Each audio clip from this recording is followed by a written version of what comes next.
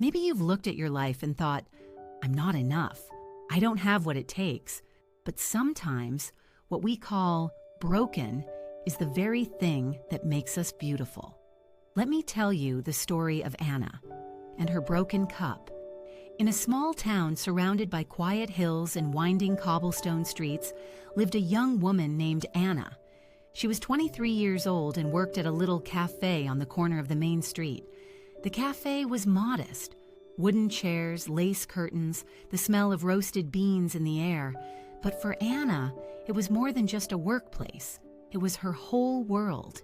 Yet despite the warmth of the cafe, Anna often felt a heaviness in her heart. She was embarrassed about her life. Her wages were small, her clothes simple, and she could not afford the pretty dresses or fancy handbags she saw other girls her age wearing. Each morning, when customers walked in with polished shoes and cheerful laughter, Anna compared herself silently and thought, "They are living. I am only surviving."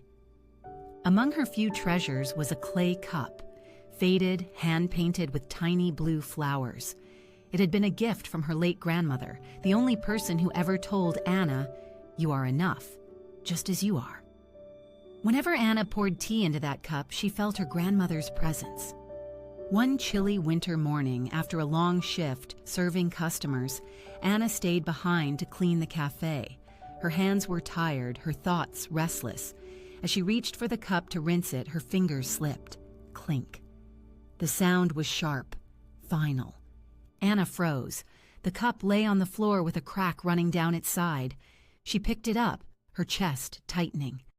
"It's ruined," she whispered. "I can't use it anymore." Her eyes stung with tears. It wasn't just a cup. It was memory, comfort, a reminder that someone had once cherished her. Now it leaked, broken, useless. She placed it near the sink, meaning to throw it away the next day. The bell above the cafe door jingled. Anna turned and saw Mr. Luis, her elderly neighbor. He came every afternoon for black coffee and a slice of bread. His hair was silver, his back slightly bent, but his eyes carried the gentleness of someone who had weathered many storms. "Still here, child?" he asked kindly. His gaze fell on the broken cup. He stepped closer, lifted it carefully, and studied the crack. "Why do you call this cup useless?" he asked. Anna frowned. "Because it can't hold tea anymore. It leaks. What good is a cup that cannot do its job?"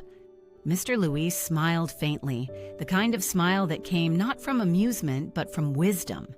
"Then use it for something else." Before Anna could respond, he placed the cup beneath the dripping faucet. Slowly, drop by drop, water trickled into the cup. It filled for a moment, then leaked through the crack, dripping onto a small potted basil plant sitting nearby. "See," said Mr. Luis, "it is still giving." Anna tilted her head, puzzled. The basil plant had been wilting for days, its leaves pale and drooping. She had forgotten to water it. But now, as water dripped from the broken cup, the soil darkened, and the plant seemed to sigh in relief. Mr. Luis set the cup down gently. Not everything broken is worthless. Sometimes a crack allows life to flow where it is needed most. Anna said nothing, but her heart stirred. She watched the water drip, steady and patient, into the soil. Something about that rhythm calmed her. Over the next few days, Anna left the cup where it was. Each morning, when she turned on the faucet to wash dishes, droplets gathered in the broken cup and spilled into the basil pot. Slowly, the plant grew green again, its leaves fuller, stronger. One evening, as Anna was closing the cafe, she stopped and looked at the cup. The crack was still there, jagged but strangely beautiful in the dim light. She touched it with her fingertips and whispered, "Even though you're broken, you're still giving life." The thought struck her deeply. Maybe I am like this cup, she realized. I have cracks too. My poverty, my doubts, my lack of confidence. But maybe these flaws do not make me useless. Maybe they are the places where kindness and love can flow out of me. Her chest felt lighter than it had in months. For the first time in a long while, Anna smiled. Not a polite smile for customers, but a smile that reached her eyes. From then on, Anna kept the broken cup on the cafe counter right beside the cash register. Customers often noticed it and asked, "Why is there a cracked cup here?" Anna would reply, "This cup teaches me something important. Imperfection does not mean worthlessness. Even cracks can let blessings flow." And she would tell the story of how a broken cup watered a dying plant back to life. Some customers nodded quietly, some smiled warmly, and a few even wiped their eyes. As weeks turned into months, Anna began to change. She still did not own fancy clothes or expensive things, but she no longer measured her worth by what she lacked.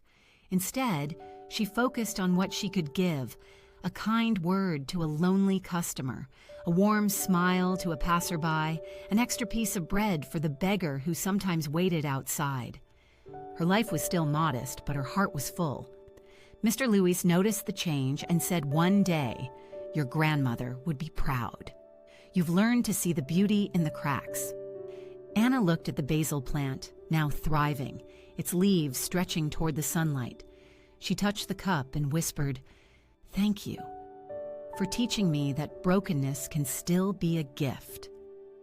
And every time she poured water into that old cracked cup, watching it drip into the soil, she remembered, happiness is not about having everything perfect. It is about seeing the treasure in what already is and letting even the broken parts of ourselves become blessings for the world.